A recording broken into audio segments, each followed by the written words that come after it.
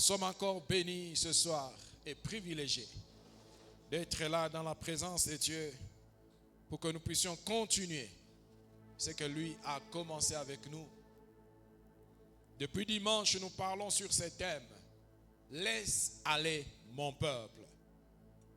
Et nous avons compris que chacun de nous a une destinée à accomplir ici-bas sur la terre. Et quand Dieu envoie en mission, il donne aussi le frais de mission. Il donne les ressources nécessaires pour accomplir la mission. Et à la fin de la mission, il y a aussi une rémunération qui est accordée. Cette rémunération sera présentée quand nous serons face à face avec lui. Quand il dira, bon et fidèle serviteur, entre dans la joie de ton maître. Mais avant que nous n'arrivions là-bas, nous avons un parcours terrestre à faire. Et dans ce parcours terrestre, nous rencontrons souvent l'ennemi qui nous empêche d'accomplir notre destinée. C'est ainsi que Israël devait accomplir sa destinée de fils premier-né de Dieu, afin qu'à travers eux, à travers lui, que les autres nations aussi puissent obtenir leur salut. Mais ils étaient retenus en Égypte. Et ils ne pouvaient pas rester indéfiniment en Égypte. De la même façon, nous ne pouvons pas rester indéfiniment en Égypte. L'Égypte, c'est les lieux dans lesquels nous nous retrouvons, alors que Dieu ne veut pas qu'on soit là. Dieu peut permettre qu'on soit en un endroit pour un temps, mais pas en un endroit pour tout le temps. L'Égypte était accordée à Israël pour un temps, mais pas pour tout le temps. Quand le temps fixé était arrivé, il fallait qu'il sorte. Mais il y avait un pharaon qui empêchait que Israël puisse sortir. Et c'est alors que la guerre des esprits commence. Le combat commence entre Dieu et les dieux des Égyptiens. Dieu envoie Moïse pour dire, va dire à Pharaon, laisse aller mon peuple. Laisse aller mon peuple. Frères et sœurs, il y a un temps pour pleurer, mais il y a aussi un temps pour rire. On ne peut pas rester indéfiniment en train de pleurer. Dieu a dit, j'ai vu la souffrance de mon peuple. J'ai entendu les cris que lui font pousser ses oppresseurs. Dieu est celui qui entend nos pleurs, qui entend nos cris. Et il est descendu pour nous délivrer. Quand Moïse vient devant Pharaon, et sous le poids des plaies qui s'abattaient sur l'Égypte, Pharaon se met à négocier avec Moïse. De la même façon que Satan le fait avec nous. Quand il commence à sentir le feu de la puissance d'en haut, quand il commence à voir le bouleversement arriver dans son camp, il vient chuchoter à nos oreilles, en nous donnant des théories qui n'ont rien à voir avec la perfection, la bonté parfaite de Dieu, en nous faisant croire à certaines choses qui ne sont pas du tout la pensée de Dieu pour nous. Moïse vient et il dit à Pharaon, laisse aller mon peuple. C'est Dieu qui l'ordonne. Pharaon dit, d'accord, j'ai vu la douleur qui s'est abattue sur nous. Et là, on était à la 4e plaie. Il n'en pouvait plus. Les mouches ont abondé dans le pays. Il appelle Moïse. Il lui dit, partez. N'est-ce pas, vous avez choisi de partir. C'est ce que vous avez demandé. Vous voulez partir, n'est-ce pas? Ok, allez sacrifier. Vous voulez sacrifier à votre Dieu? Oui, allez sacrifier. Mais dans le pays. C'est le premier argument qu'il a donné à Moïse. Sacrifier, mais dans le pays. Et Moïse n'est pas tombé dans ce piège. Ne tombons pas dans ce piège de sacrifier tout en restant dans les lieux de notre emprisonnement. Ça veut dire, tu es en train de jouir de quelque chose ou tu as quelque chose dont tu ne jouis pas parfaitement. Tu te réjouiras d'avoir la chose en main. Tu te réjouiras d'avoir une certaine vie. Tu te réjouiras d'avoir une certaine onction. Mais en réalité, ce n'est pas ce que Dieu veut pour toi comme totalité de l'onction. Non. Ou totalité de la grâce. Non, ce n'est pas ça. Parce qu'il y a toujours l'odeur de l'ennemi autour de toi. Je refuse de sacrifier tout en restant en Égypte. Moïse lui a dit non, ce n'est pas ce que Dieu a dit. Nous n'allons pas sacrifier en Égypte. Car si nous sacrifions en Égypte, nous serons en abomination aux Égyptiens.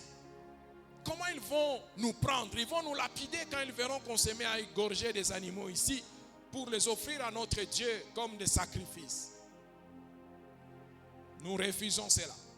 Notre Dieu a dit, nous devons sortir de ce pays et faire 3 jours de marche dans le désert afin que nous puissions aller lui rendre culte. Il a refusé. N'accepte pas de compromis sur base de négociations dont les termes sont erronés. Ce sont des contrats malveillants de la part de l'ennemi. Il te fait croire que tu détiens quelque chose, mais en réalité tu ne jouis pas de la chose. Ça, c'est sacrifié tout en étant en Égypte. Aujourd'hui, nous allons continuer à démonter les stratégies du diable. Nous passons à la deuxième stratégie. La première stratégie qu'on a démontée hier, c'était rester en Égypte. Rester en Égypte. C'était une stratégie qu'on a démontée. Quand Moïse a refusé cela, Pharaon s'est endurci. S'est endurci et Dieu a encore frappé l'Égypte. Dieu a encore frappé l'Égypte. Et devant le poids de la colère de Dieu et des plaies qui s'abattaient en Égypte, Pharaon rappelle encore Moïse. Il le rappelle encore vers lui. Et là, nous sommes maintenant dans Exode chapitre 8. Exode chapitre 8, verset 24. C'est là que nous allons trouver la deuxième stratégie du diable qui veut dire n'allez pas trop loin. N'allez pas trop loin. Ça, c'est la deuxième stratégie de l'ennemi qui veut nous maintenir dans son contrôle, dans son environnement.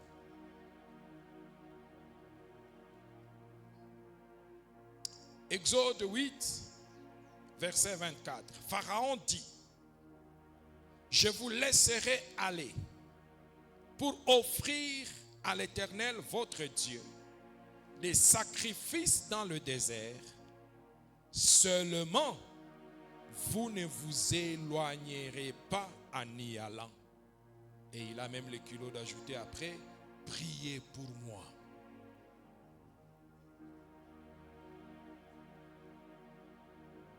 Ça, c'est ce qu'on appelle la séduction. La séduction. Un discours mielleux, un discours de séduction pour que tu tombes compatissant de ce qu'il est en train de faire. Mais en réalité, il est en train de te garder esclave. Il est en train de te garder prisonnier. Il dit, allez-y, vous voulez sortir, n'est-ce pas? Votre objectif est d'aller. Je vous autorise d'aller. Vous avez refusé de rester dans le pays, je vous autorise même de sortir du pays. Vous pouvez sortir. Allez sacrifier à votre Dieu. Je vous autorise d'aller sacrifier à votre Dieu. Mais seulement, n'allez pas trop loin. N'allez pas trop loin. Frères et sœurs, le diable n'a aucune condition à vous poser par rapport à votre bénédiction. Et vous devez refuser toute condition qui vient de la part du diable quand il s'agit de votre délivrance. Aucune condition, aucune condition. Ceux qui appartiennent à Dieu n'obéissent à aucune condition du diable. Quelle que soit la façon dont la condition a été présentée. Pharaon présente la condition de façon gentille. N'allez pas trop loin. Comme pour vous dire, vous risquez de vous perdre peut-être. Alors moi j'ai compassion de vous. Si vous allez trop loin, vous risquez de vous perdre. Vous voyez, je suis un bon pharaon. Je me soucie de vous. Il n'y a jamais eu de bon diable. Il n'y en a pas. Le diable, il est diable. La Bible nous dit qu'il est celui qui détruit, celui qui égorge. Il est comme tel. Il ne peut pas être bon. Il ne peut pas être bon. Quelle que soit la nature des paroles qui sortent de sa bouche par rapport à votre situation, n'acceptez pas ce qui vient du diable. N'acceptez rien. N'allez pas trop loin. Ce sont des paroles de séduction. Voilà pourquoi la Bible nous le présente comme étant rusé depuis le commencement. Rusé depuis le commencement. Il l'a fait avec Ève dans le jardin d'Éden, en lui présentant des paroles mielleuses, des paroles qui semblent être bonnes à accepter. Mais tout ce qui vient du diable est destructeur. Tout. N'allez pas trop loin. Moïse a refusé d'obéir à cette proposition de Pharaon. Il a refusé. Car l'ordre de Dieu était clair. Laisse aller mon peuple. Et vous marcherez pendant 3 jours. En 3 jours de marche, on s'éloigne suffisamment d'un endroit. On s'éloigne suffisamment d'un endroit. 3 jours de marche, tu ne sens plus la présence de là où tu viens. Il est temps que tu sois dans un environnement où tu ne sens plus l'oppression de l'ennemi, où tu ne vis pas en permanence le poids de l'ennemi, le poids de la tradition, le poids de la misère, le poids de ce que le diable a placé sur ton chemin. Il est temps que tu vives cela. Et quand ça viendra, que tu puisses renverser cela. Tu ne peux pas être prisonnier matin, midi, soir de la peur de l'ennemi qui t'enveloppait il y a quelques jours. Non, 3 jours de marche. Il te dira, ne va pas trop loin. Toi dis, j'irai là où Dieu m'a demandé d'aller. Voilà l'unique référence. C'est que Dieu m'a demandé de faire.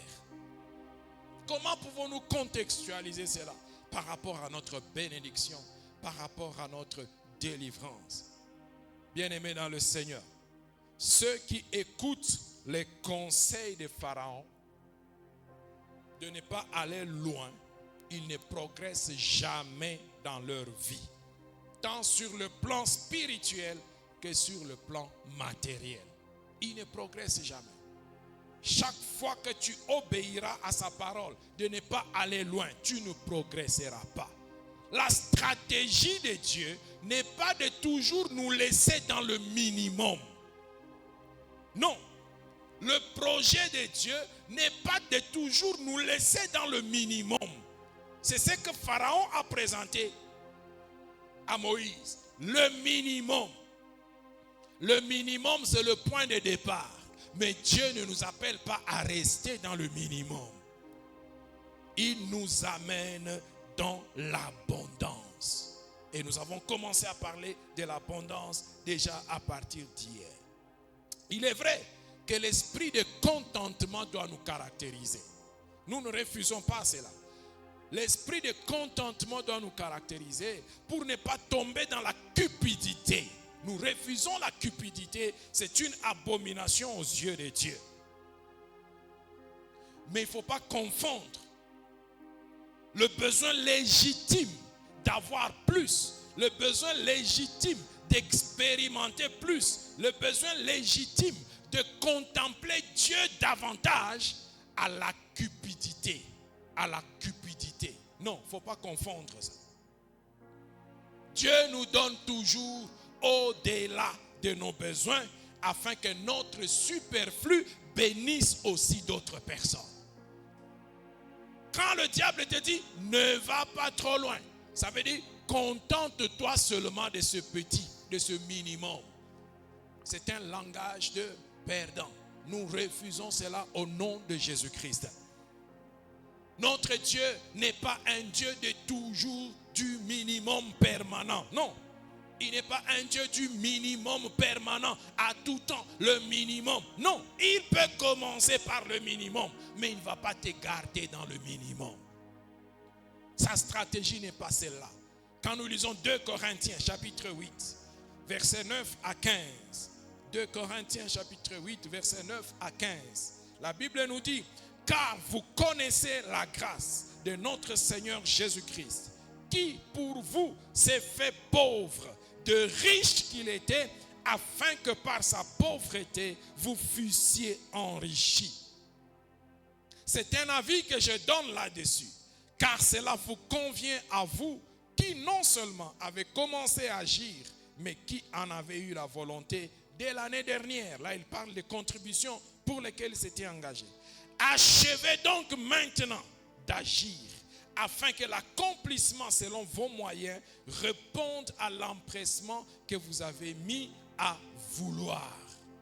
La bonne volonté, quand elle existe, est agréable en raison de ce qu'elle peut avoir à sa disposition et non de ce qu'elle n'a pas.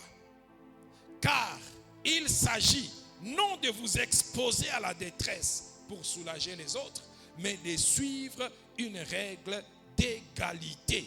Dans la circonstance présente, alors lisez ça bien avec moi, dans la circonstance présente, votre superflu, ça veut dire votre surplus, pourvoira à leurs besoins, afin que leur superflu pourvoie pareillement au vôtre, en sorte qu'il y ait égalité.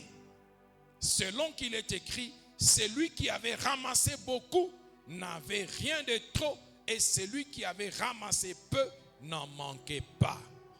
L'Église dit Amen.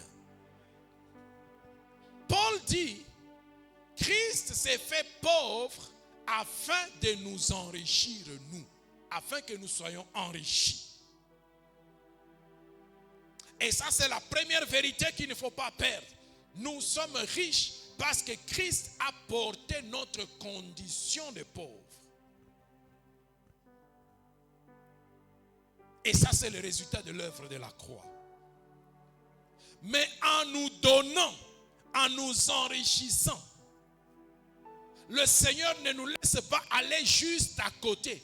Il nous donne pour nos besoins et il nous donne jusqu'au superflu. Sa volonté, c'est que nous ayons pour nos besoins et que nous ayons du surplus. Pourquoi Dieu nous accorde les surplus? Pourquoi Dieu est dans la stratégie d'aller toujours un peu plus, de faire toujours un peu plus, d'obtenir toujours un peu plus? Pourquoi il n'est pas dans la stratégie minimaliste de Pharaon qui dit sortez mais n'allez pas loin? C'est dit là-bas. Pour que votre superflu bénisse aussi d'autres personnes.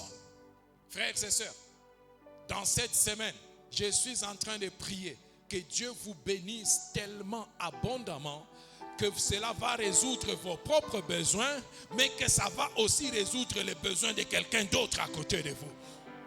Il est temps qu'on cesse d'être le seul bénéficiaire de la grâce de Dieu. Qu'à travers nous aussi, nous répandions la même grâce autour de nous. Voilà pourquoi quand Dieu donne, il donne toujours en abondance. Notre Dieu est Dieu d'abondance. Pas Dieu du minimum. Il est Dieu d'abondance. C'est ça la stratégie de Dieu. Ton superflu bénira quelqu'un. Cesse de te contenter de la prison du minimum. C'est une stratégie du diable. Cesse de te contenter de la stratégie de ce qui te suffit à toi seul. Et ton voisin qui est à côté de toi, qui va lui donner? Tu vas lui dire chacun pour soi, Dieu pour tous. C'est encore un langage de Pharaon. Non, il n'y a pas de chacun pour soi. Moi pour toi, toi pour moi. Et Dieu pour nous tous. Votre superflu bénira celui qui en manque. Et leur superflu béniront aussi votre propre vie. En sorte qu'il n'y aura personne qui va en manquer. C'est ça la stratégie de Dieu. Et la politique de l'abondance se retrouve même dans le discours de Jésus-Christ. Quand nous lisons Luc chapitre 3, verset 11, Jésus dit ceci. Quand il a fait un discours et les gens lui ont posé la question, que devons-nous faire alors? Jésus dit, il leur répondit, que celui qui a 2 tuniques partage avec celui qui n'en a point. Et que celui qui a de quoi manger agisse de même. Que celui qui a 2 tuniques, ça veut dire quoi? Pourquoi il ne s'est pas limité à dire celui qui a une tunique? Parce que celui qui a une tunique est déjà vêtu. Il est déjà béni. Si notre Dieu était dans la stratégie pharaonique du minimalisme, il aurait dit que celui qui a une tunique partage avec celui qui n'en a pas. Il dit celui qui en a deux. Ça veut dire la première, elle suffit à ton besoin, et la deuxième, elle va bénir ton frère qui est à côté de toi. C'est ça la pensée de Dieu. Mais si toi tu te réjouis et tu restes juste sur la seule tunique que tu as, c'est vrai, ton besoin sera pourvu, mais tu passes à côté d'une grande bénédiction, celle d'être un canal de bénédiction pour ceux qui sont à côté de toi. Il y a plus de bonheur à donner qu'à recevoir. Comment vas-tu expérimenter ce bonheur qu'il y a à donner quand toi-même tu n'as pas pour toi et le superflu que tu peux donner à quelqu'un d'autre? Regardons le sermon sur la montagne. Jésus tient ce grand discours du sermon sur la montagne. Et tout ce sermon est ponctué de « vous avez appris qu'il a été dit et moi je vous dis ». Vous avez appris qu'il a été dit, mais moi je vous dis. Il vous a été dit, mais moi je vous dis. Berger Sabou, nous avons parlé de ça ici, quand il a parlé de ce qui est légal et de ce qui est spirituel. Le minimum, n'allez pas trop loin. C'est ce qui vous a été dit. Mais Jésus lui dit, il vous a été dit, mais moi je vous dis. Les 3 jours de marche dans le désert, c'est ce que Jésus, lui, il est en train de recommander. Et pourtant, en accomplissant déjà la loi, c'était pas mal. C'était pas mal. C'était pas mal. En accomplissant déjà les préceptes mosaïques, c'était pas mal. Mais Jésus est venu renverser cela. Il est venu modifier cela. Non, il est venu améliorer la chose. Parce qu'on ne pouvait pas rester indéfiniment dans le minimum. N'allez pas trop loin. Jésus, non. Dans tout son discours, il est allé loin. Il est allé loin. Si quelqu'un te frappe sur la joue gauche, donne-lui aussi la joue droite.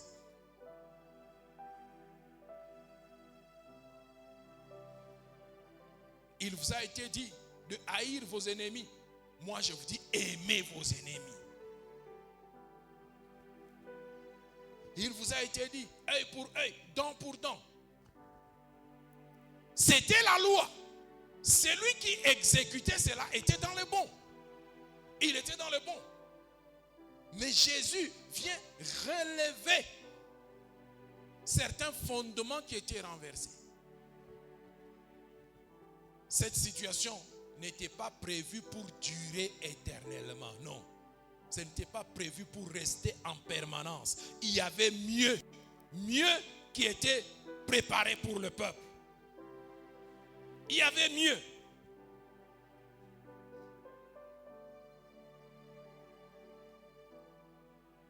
Voyons l'exemple de la multiplication des pains. Jésus se retrouve devant une foule affamée. Matthieu chapitre 14, versets 19 à 21. La foule affamée, les disciples viennent lui dire, renvoie le peuple, qu'ils rentrent chacun chez soi pour aller manger. Jésus leur dit, non, donnez-leur à manger. Il dit, mais à cette heure, où est-ce qu'on va trouver de la nourriture? Il n'y a aucune boutique qui est ouverte. Où est-ce qu'on va trouver de la nourriture? Il dit, qu'est-ce que vous avez? Qu'est-ce que vous avez?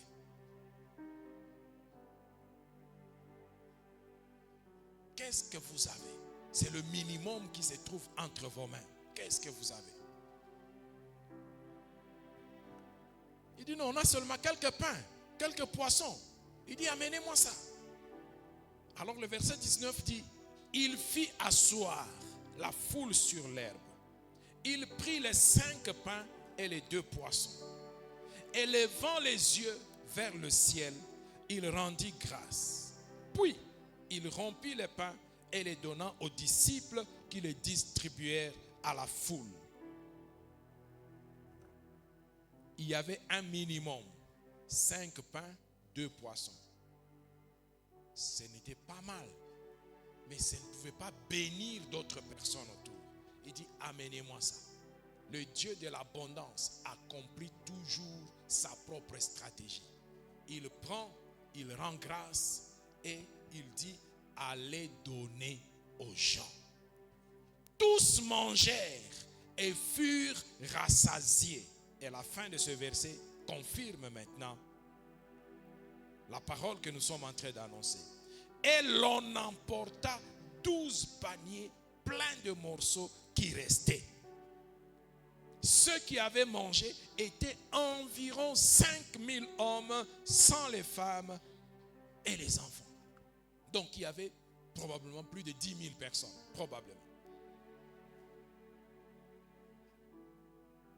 On a retenu 12 paniers de surplus.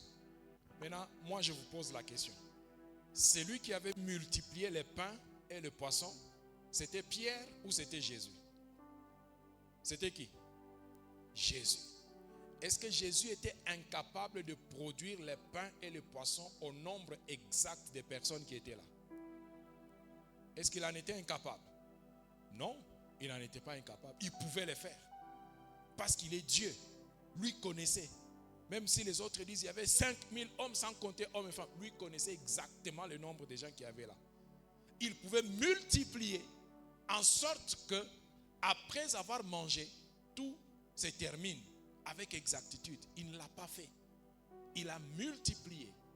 Les gens ont mangé et il est resté 12 paniers supplémentaires. Le Dieu qui agit dans la dimension de l'abondance.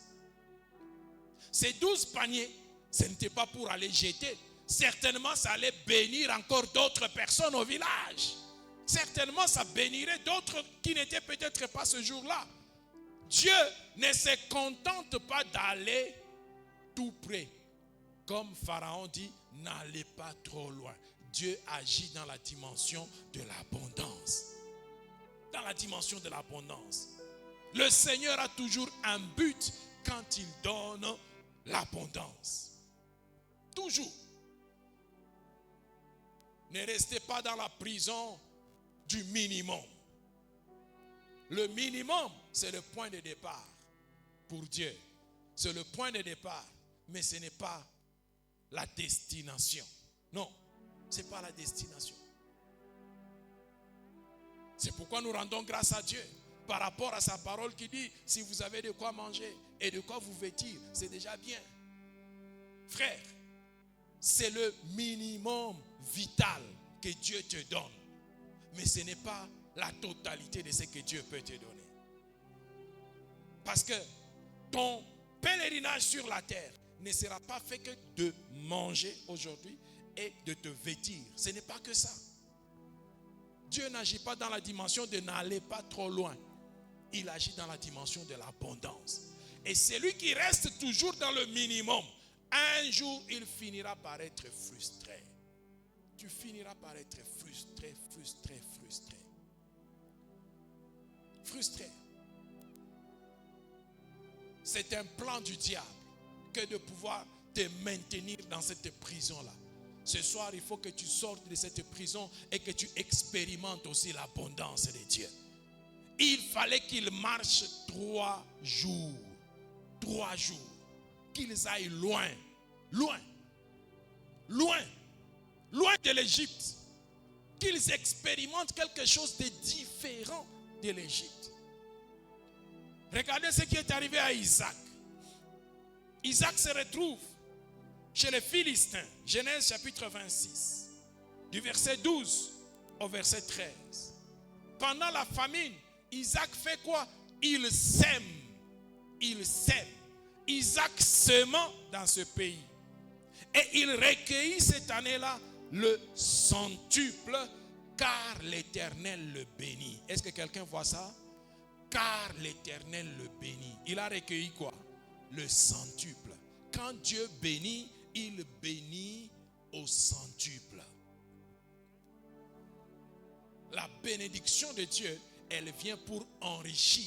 Et le verset 13 nous dit, cet homme devint riche. Déjà à ce niveau-là, c'est bon.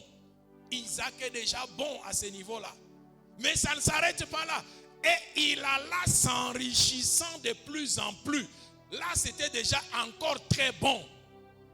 Mais ça ne s'arrête pas là. Jusqu'à ce qu'il devint fort riche. Frères et sœurs, Dieu pouvait s'arrêter à Isaac devint riche. C'est déjà quelque chose de très bien. Mais Dieu n'est pas dans le minimum. Il alla en s'enrichissant. Il pouvait aussi s'arrêter là-bas. Non, il ne s'est pas arrêté là. Jusqu'à ce qu'il devint fort riche. Ça, c'est la dimension dans laquelle nous allons prier que Dieu nous fasse entrer.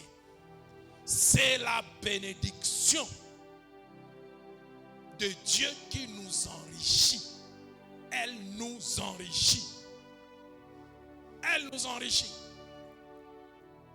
Quel que soit le domaine dans lequel tu es en train d'évoluer, ne te contente pas du minimum. Sur le plan spirituel, ne te contente pas du minimum. Le minimum, c'est le point de départ. Bâtis dessus afin que tu expérimentes le plaisir ou la joie de l'autre bord. Il y a encore quelque chose que tu n'as pas expérimenté. Ne te contente pas du premier pas que tu as fait. Il y a d'autres choses que tu dois expérimenter. Pharaon te dira, ne va pas loin. Ne va pas loin. Comme s'il se souciait de ta santé. N'écoute pas la voix de Pharaon. Il voudrait que tu restes dans son giron. Il voudrait que tu restes dans son contrôle. Là où il peut te voir, là où il peut te maîtriser. Tu dois quitter complètement l'environnement de Satan. Quitte l'environnement de la pauvreté. Quitte l'environnement de la misère. Satan veut continuer à te voir, mais le jour, il te donne quand même à manger. Et tu te rends compte que ta journée s'est terminée seulement sur le manger. Non. Nous rendrons grâce à Dieu pour la nourriture qu'il nous donne. Mais notre destinée ne consiste pas seulement à manger. Non, ce n'est pas ça. Nous rendrons grâce à Dieu pour les vêtements que nous portons. Mais notre destinée ne consiste pas seulement dans le vêtement. Nous rendrons grâce à Dieu pour des opérations miraculeuses qu'il fera avec nous un jour. Mais notre destinée ne s'arrêtera pas seulement à ce jour. J'ai prié pour un malade et il a été guéri. Mais il y a d'autres malades qui attendent la guérison. Le diable te dira, ne va pas trop loin. Tu te réjouiras du premier malade qui est guéri et le second malade qui attend sa bénédiction. Ça passera par le canal de qui? C'est par toi que ça passera encore. Ne va pas trop loin. C'est le langage de ceux qui se disent, il n'y a personne qui est saint. Quand même, je me suis gardé pendant autant d'années sans tomber dans l'impudicité. Si je tombe ne fût-ce qu'aujourd'hui, il faut comprendre quand même que j'ai fait 10 ans d'abstinence. Ne va pas trop loin. On dit il n'y a personne qui est saint. Non. Dieu ne veut pas qu'on ait ce langage de ne va pas trop loin. Nous devons aller trop loin justement. La Bible dit soyez parfaits comme votre Père céleste est parfait. C'est ça. Nous devons viser la nature de notre Père céleste. Voilà pourquoi notre course sera permanente. Nous avons un point à l'horizon que nous devons atteindre. Un point à l'horizon. Celui qui n'a pas volé son frère se contentera de dire, quand même je marche dans l'intégrité. Je n'ai pas volé dans la parcelle de quelqu'un. Je n'ai pas volé l'argent de quelqu'un. Mais la même personne vole dans la caisse de l'État. Il te dira, je ne suis pas allé loin. Je n'ai fait que voler l'État. En réalité, je n'ai pas volé l'État. J'ai pris ce qui me revenait parce que l'État ne me paye même pas mon salaire. Alors je me suis payé. Ça, c'est le langage de n'allez pas trop loin. Dieu veut que tu ne voles pas ton frère, que tu ne voles pas du tout. Que tu ne voles pas du tout. Même l'État ne vole pas. Sinon, tu es en train de tomber dans le piège de Pharaon qui te dit, n'allez pas trop loin. N'allez pas trop loin. Il te fera voir comme si un jour de marche que tu as fait, c'était déjà suffisant. Alors que Dieu a dit 3 jours de marche. 3 jours de marche. Tu ne verras pas la gloire de Dieu à partir d'un seul jour de marche. Dieu t'attend au mont Sinaï, c'est à 3 jours de marche. C'est là que Dieu t'attend. Ne sois pas dans cette politique de n'aller pas trop loin. Quand Dieu nous dit d'aller, il faut y aller.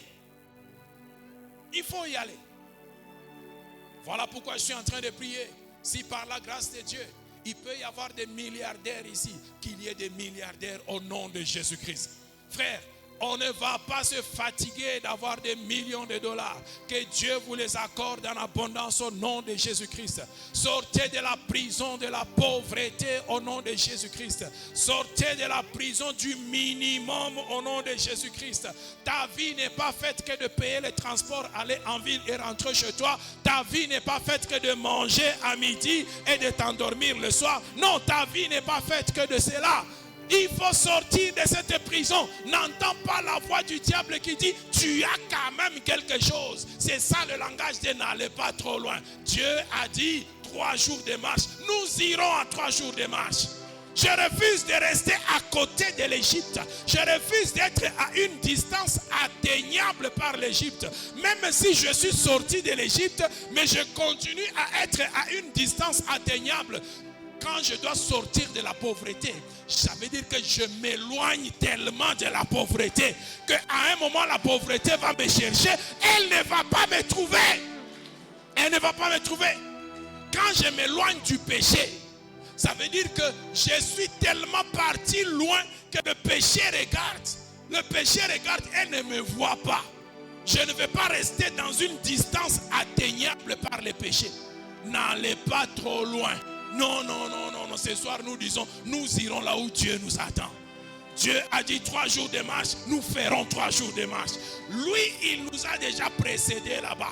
Vous savez, quand Dieu te fait une promesse, il a déjà accompli la chose. Il faut juste que la chose se manifeste. Or, la chose se manifeste aussi sur le plan géographique. Il y a des bénédictions qui s'accomplissent à des endroits précis. Toi, tu es ici. Dieu l'a manifesté là-bas.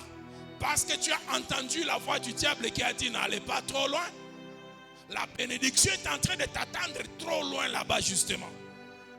Va là-bas et entre en possession de ce qui va faire ta destinée. Ne te contente pas du minimum. Ne te contente pas du minimum. J'ai vu des gens accepter des mariages juste par désespoir de la vie. Désespoir de la vie. Non, non, non, non. Ça, c'est n'allez pas trop loin. Il y a des critères fondamentaux pour le choix de conjoint. Des critères indiscutables pour le choix du conjoint. Mais le diable te dira, ma soeur, ne va pas trop loin. Tu veux te marier, n'est-ce pas? Tu veux sacrifier. Sacrifie, rends culte à ton Dieu. Mais ne va pas trop loin. Quand il te dit ne va pas trop loin là, c'est un homme qui ne va jamais à l'église, mais qui laisse sa femme aller à l'église. Un homme qui n'est pas contre les choses de Dieu. Tu veux aller à l'église, va à l'église. Mais quand tu l'appelles lui-même pour aller à l'église, lui-même ne vient jamais. Ça, ce ne va pas trop loin. Et il te donne cela, tu te dis, bon là j'avance, qu'est-ce que je fais? Je prends cet homme. Tu vivras sous l'oppression de l'Égypte. Tu vivras sous l'oppression de Pharaon dans ce mariage. N'accepte pas ça, n'accepte pas ça. Si Dieu a dit 3 jours de marche, nous ferons 3 jours de marche. Je refuse de me contenter d'un minimum juste pour le besoin de ma détresse. La détresse amène plusieurs personnes à ne jamais aller loin avec Dieu. La détresse. Bien-aimés dans le Seigneur, avec Dieu, nous devons aller au large et non pas rester sur la plage. Dieu nous veut au large. La plage, c'est bien, c'est le départ. Parce que là déjà tu es au moins à côté de l'eau. Mais ce n'est pas ça que Dieu nous veut. Dieu nous veut au large. Au large. Cesse d'entendre quelqu'un qui te dit, mais tu es quand même sur la plage, non? Est-ce que tu connais des gens qui n'ont jamais vu la mer? Tu es quand même arrivé à la plage. Frère, Dieu ne nous a pas appelés à la plage. C'est au large que nous devons aller. Rehoboth, Dieu nous met au large. C'est au large que Dieu nous attend. Au large. Nous irons loin. Nous irons loin. CCE, nous irons loin. Nous irons loin. Et telle est la volonté de Dieu pour nous. Je refuse le langage du diable qui me dit, mais vous au moins vous avez une église qui est déjà bâtie, vous avez déjà une salle de culte, rendez grâce à Dieu et restez seulement à ce niveau-là. Moi je refuse ce langage. Je me dis la cité de l'excellence sera bâtie. Ceci ce n'est que le minimum, ce n'est que le point de départ. Nous irons plus loin avec Dieu. Est-ce que tu comprends maintenant? Nous irons plus loin avec Dieu. Nous avons une cité qui nous attend. Une cité qui nous attend. Ça, c'était le minimum vital que Dieu nous a donné. C'est le minimum vital. N'est-ce pas, vous avez déjà une assemblée de près de 150 personnes. C'est le minimum vital que Dieu nous a donné. Mais Dieu a dit, je vous donne des nations. Je refuse de me contenter de 150 personnes là où Dieu me donne des nations. Dieu me donne des nations. Et Dieu nous donne des nations. Nous n'allons pas rester seulement dans les 4 murs de cette salle. Dieu nous veut dans les nations. Nous irons loin avec Dieu. Nous irons loin. Je refuse d'entendre la voix du diable qui me dit ne va pas loin. Non, non, non, non. Ça, ce n'est pas de l'humilité. C'est de la naïveté. C'est de la naïveté. Ne confondez pas la naïveté avec l'humilité. Non. Non. Et n'allez pas aussi confondre ça avec de la cupidité. C'est de la foi. Moi, je crois au Dieu de grandeur. Le Dieu que je sers, il est celui à qui appartiennent l'or et l'argent, frère. Ça lui appartient. Ça lui appartient. Pourquoi veux-tu que je me contente du minimum? Là où lui-même me donne déjà plus que le minimum. Je ne suis pas dans la cupidité. Je ne suis pas dans la recherche de gloire vaine. Je suis juste dans la possession de ce qui m'est dû. De l'héritage qui m'est dû. Pharaon te dira, ne va pas loin. Ne revendique pas trop, ne proclame pas beaucoup de choses, ne recherche pas au-delà de ça. Contente-toi de ce que tu as. Il te présente la chose comme étant un esprit de contentement positif. Non, non. Le contentement fait partie de l'excellence. Mais la naïveté, non, non. Non. Nous refusons la naïveté et nous refusons d'entendre la voix du diable. Nous refusons cela par le nom de Jésus. Il te dira, mais tu as déjà quand même, tu es en train de louer quelque part. Oui, tu loues combien? Une maison de 3 chambres. Mais c'est déjà bien, non? Ne va pas loin, tu loues déjà une maison, frère. Ne te contente pas de ça seulement. Dis-lui, la location c'était un passage. Je veux être propriétaire. Est-ce que tu comprends ça? Je veux être propriétaire. Tant que ce n'est pas encore monté dans ton cœur, ça ne se manifestera pas. Tu ne le toucheras pas. Tu ne le verras pas. Voilà pourquoi il est dit de croire avant de voir. Si tu crois, alors tu le verras. Tu le verras et tu l'auras. Commence déjà à croire que Dieu te veut ou Dieu veut plus pour toi que ce que tu es en train de voir maintenant. Ne reste pas dans cette prison du minimum permanent. Non, ce n'est pas ça la volonté de Dieu. C'est la stratégie du diable. Ne va pas trop loin. Maintenant, regarde l'un ou l'autre des domaines de ta vie. L'une ou l'autre des dimensions de ton existence. Sur le plan spirituel, sur le plan matériel, sur le plan conjugal, sur le plan financier, sur le plan scolaire, académique. Regarde maintenant l'une ou l'autre de ces dimensions. Quelle est la chose dans laquelle tu as l'impression qu'on est en train de te dire ne va pas trop loin? Ne va pas trop loin. Tu as l'impression que tu commences même à accepter ces discours-là. Ne va pas trop loin.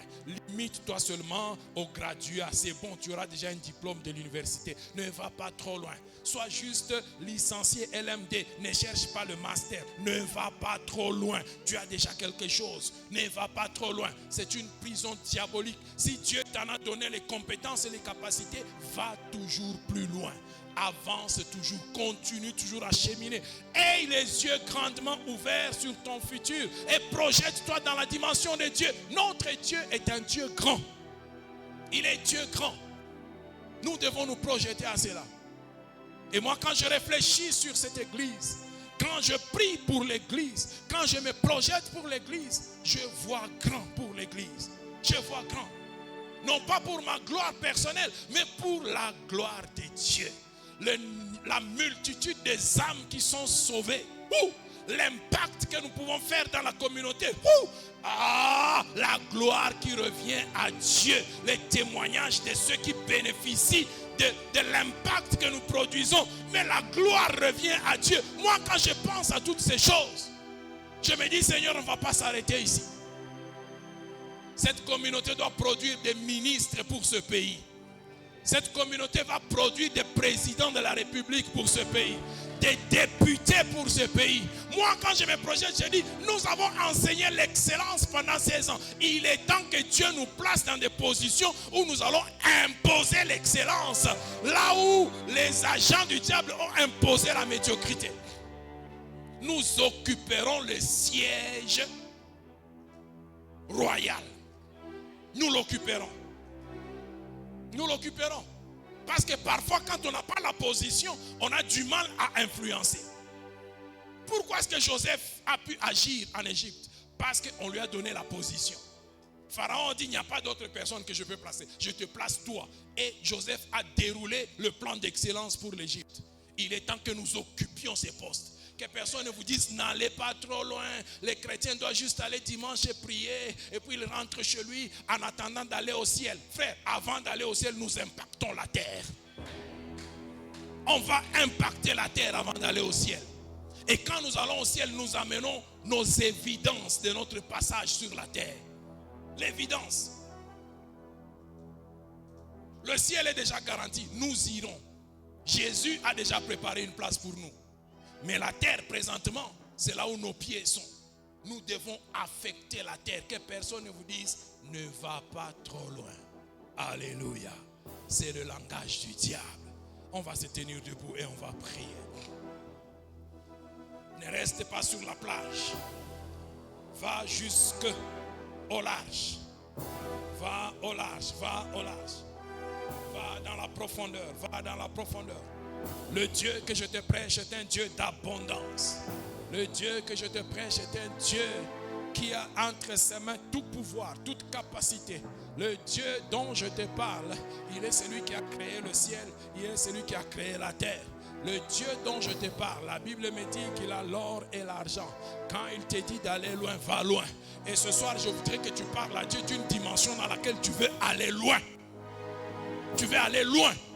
Loin de l'environnement de Pharaon, loin de l'environnement diabolique, loin des lois coutumières, des lois traditionnelles, loin. Non, non, non, non, non. N'obéis pas à celui qui te dit, reste ici, ne va pas trop loin. Non, non, non, non. Moi, je vais aller loin justement, je vais aller loin.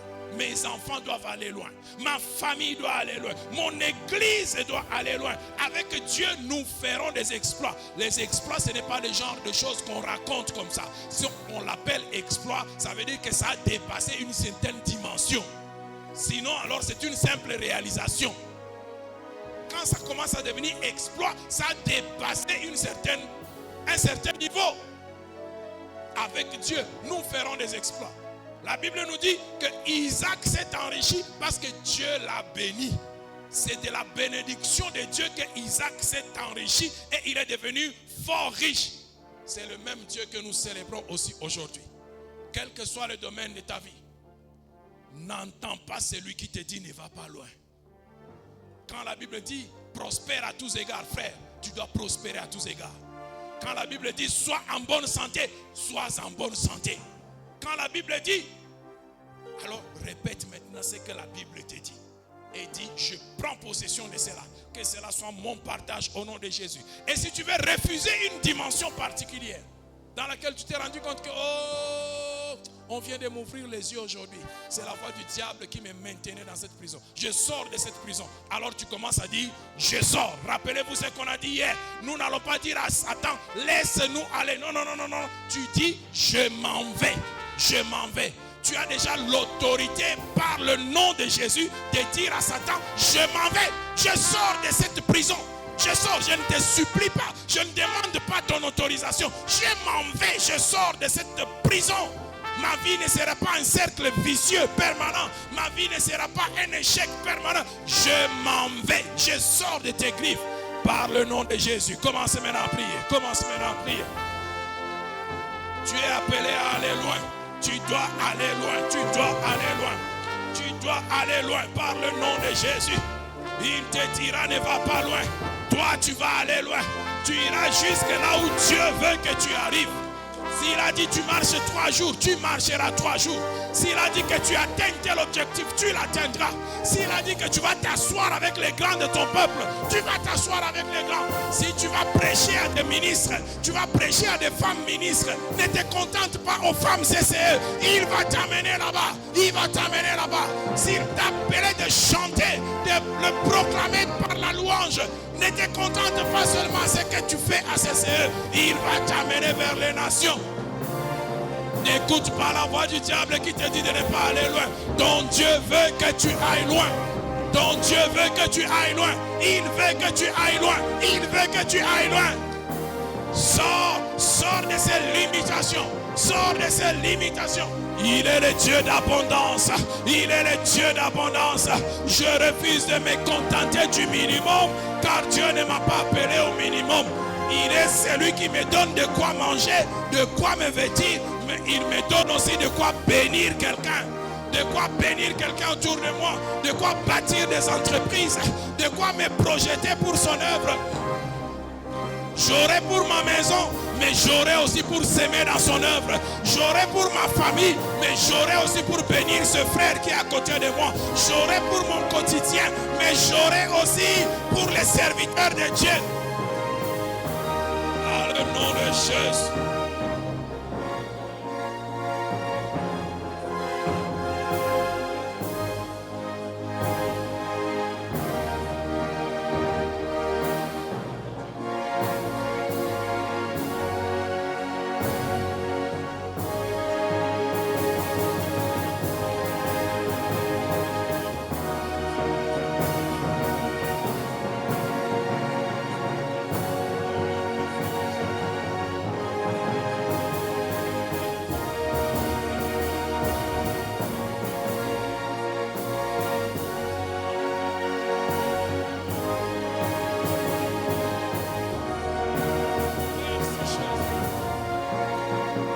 Alléluia. Alléluia. Alléluia. Nous sortons de la pauvreté et nous allons loin de la pauvreté. La prison de la pauvreté, nous allons très loin. Très loin, très loin, très loin. On ne va pas rester à côté de l'Égypte.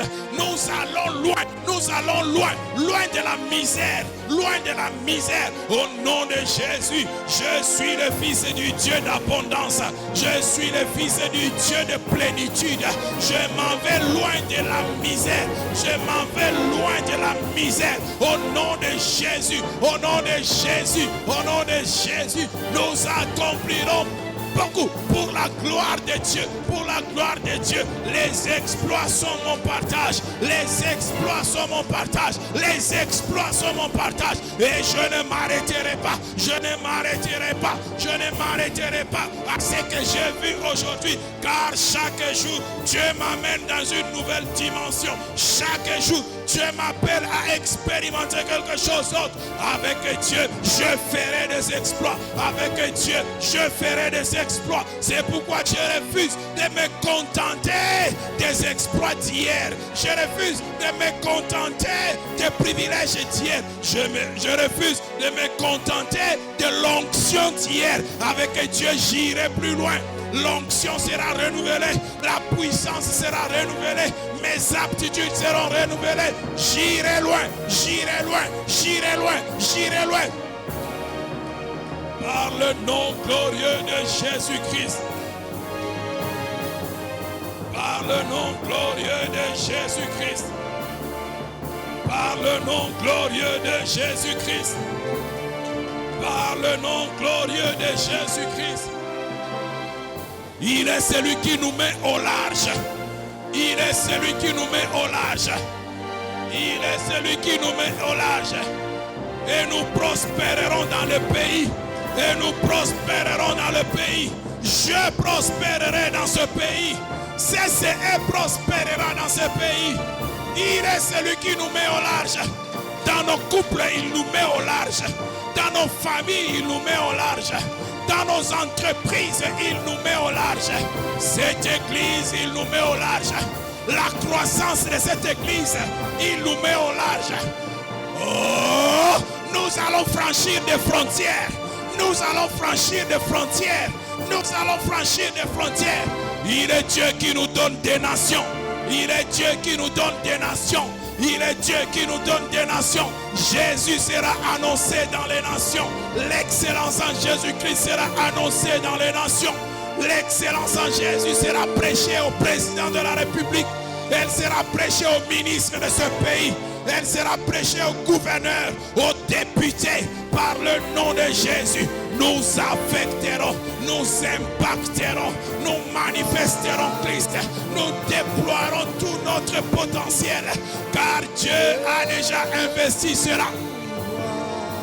Au centuple, nous allons récolter.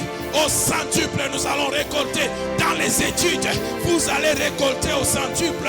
Dans les études, vous allez récolter au centuple. Dans votre travail, vous allez récolter au centuple. Dans votre onction, vous allez récolter au centuple. Oh, nom puissant de Jésus. Au nom puissant de Jésus. Au nom puissant de Jésus. Au nom puissant de Jésus. Au nom puissant de Jésus.